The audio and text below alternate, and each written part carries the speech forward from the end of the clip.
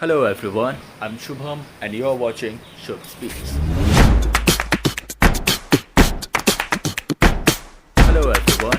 Hello everyone, you're watching Shubh Speaks.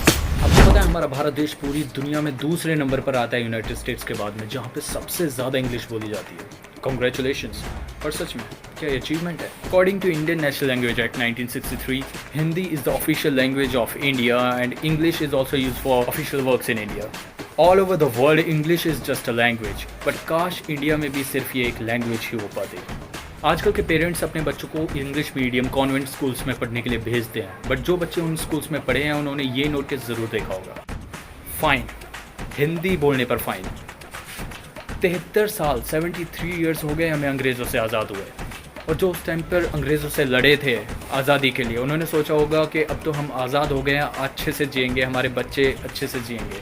पर उन्हें क्या पता था कि उनके बच्चों पे फ़ाइन लग जाएगा, उनकी मातृभाषा बोलने पर भी, हिंदी बोलने पर भी फ़ाइन लग जाएगा, क्योंकि इतना तो अंग्रेज़ों ने भी नहीं किया था गुलामी के टाइम पर। और क्वेश्चन तो ये है कि अगर हिंदी बोलने पर फ़ाइन है तो हिंदी पढ़ाते ही क्यों हैं? No answer. हमारे इंडिया में काफ़ी ज़्यादा क्रिश्चियन स्कूल्स हैं और बच्चे क्रिश्चियन स्कूल्स में पढ़ते हैं, बट उन्हें ये देखना चाहिए कि वो आखिर हैं तो इंडिया में ही, और इंडियन कल्चर बहुत ही ज़्यादा इंपॉर्टेंट है। सभी स्कूल्स के लिए नहीं बोलूँगा, कुछ स्कूल्स हैं। अब यही एक इंसिडेंट है जहाँ पर एक बच्ची को सिर्फ हाथों पर मेहंदी लगाने के लिए फ़ाइन लगा दिया जाता है 500 रुपये का, और जबकि मेहंदी लगाना हमारे देश में एक परंपरा है, एक रिवाज है जो कि शुभ अवसरों पर मेहंदी लगाई जाती है, और वो बच्चा एक दिन में छुटा नहीं सकता उसे, और वो छुटाए भी क्यों? क्योंकि हमारा कल्चर है। ऐसे ही काफ़ी ज़्यादा इंसिडेंट्स होते रहते हैं जहाँ पे लड़कों को अगर टीका लगा के चले जाए माथे पे तो भी वो हटा दिया जाता है और फाइन लगा दिया जाता है। According to NASA, Sanskrit is the most scientific language which can be used in artificial intelligence in future and always used by intellectuals. But unfortunately हमारे एजुकेशन सिस्टम में संस्कृत सिर्फ 6ठी या 7वीं क्लास तक पढ़ाई जाती है, और उसमें भी 97 मार्क्स ला के पास होने वाला बच्चा संस्कृत में, वो भी ठीक से संस्कृत नहीं बोल पाता। इंग्लिश बोलना सही है but only as a language, but unfortunately ये एक स्टेटस सिंबल बन गया है।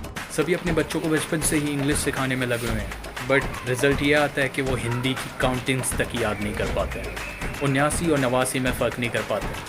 बचपन से ही सिखाते हैं बच्चों को कि हेल्प पुअर पीपल, बट कैसे हेल्प करेंगे जब पुअर पीपल वाली लैंग्वेज ही नहीं आएगी। 125 मिलियन लोग बोलते हैं इंग्लिश इंडिया में, बट वो पूरे इंडिया के सिर्फ 12% लोग हैं। इंडिया बहुत पॉपुलेटेड कंट्री है। कल ही मैंने एक लेडी को फ्रूट वेंडर से बोलते हुए सुना कि भैया 2 किलो पोमेग्रेनेट दे दो। अब 2 मिनट के लिए तो भैया भी सोचने लगे कि ये क्या होता है और मैं ये क्या बेच रहा हूँ, पोमेग्रेनेट। बात वही है, इंग्लिश लैंग्वेज कम, शो ऑफ ज़्यादा हो गया है। अब फ्रूट वेंडर को थोड़ी ना पता है कि पोमेग्रेनेट बोलते हैं। Sir, myself coming from village area, I feeling कि क्योंकि हमारी कंट्री में ज़्यादा लोग मिडिल क्लास में रहते हैं, जिन्हें ना तो इंग्लिश ही पूरी आती है ना ही हिंदी ही पूरी आती है। वही हो गया कि आसमान से टपके खजूर पे अटके। मोस्टली लोगों को इंग्लिश नहीं आती है, पर फिर ये होगा कि वो आपसे बात करने में हिचकिचाने लगेंगे। कन्वर्सेशन ऐसा होना चाहिए कि सामने वाले को आपकी बातें समझ में आए और वो कंफर्टेबल फील करे, ना कि उसके ऊपर से निकल जाए। समझ रहे ना आप?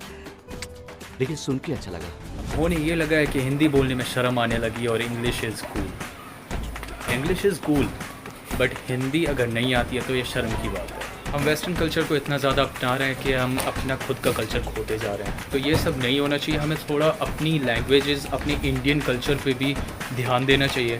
अगर हम डिफरेंट स्टेट्स में रहते हैं या मराठी बोलते हैं, उड़ीसा के उड़िया बोलते हैं, तमिलनाडु के तमिल बोलते हैं, जो भी बोला जाता है बहुत अच्छा है, बहुत अच्छा है। पर जहाँ नॉर्दर्न स्टेट्स में हम हिंदी बोलते हैं और हिंदी से ज़्यादा प्रेफरेंस हम इंग्लिश को देने लगते हैं, और ये नॉर्दर्न में ही नहीं, ये सदर्न स्टेट्स में भी है, तो ये नहीं होना चाहिए।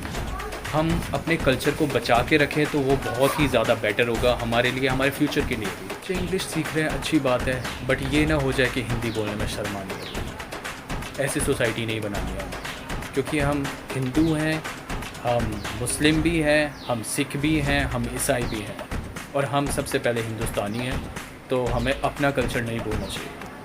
अगर आपको ये वीडियो अच्छी लगी हो तो प्लीज़ लाइक कीजिएगा, शेयर कीजिएगा, कमेंट बॉक्स में कमेंट कीजिएगा, अपने व्यूज़, अपने सजेशंस बताइएगा मुझे कहाँ पर मैं गलत हूँ, कहाँ पर सही हूँ, और मेरे YouTube चैनल को सब्सक्राइब कीजिएगा। Thank you so much, thanks for watching.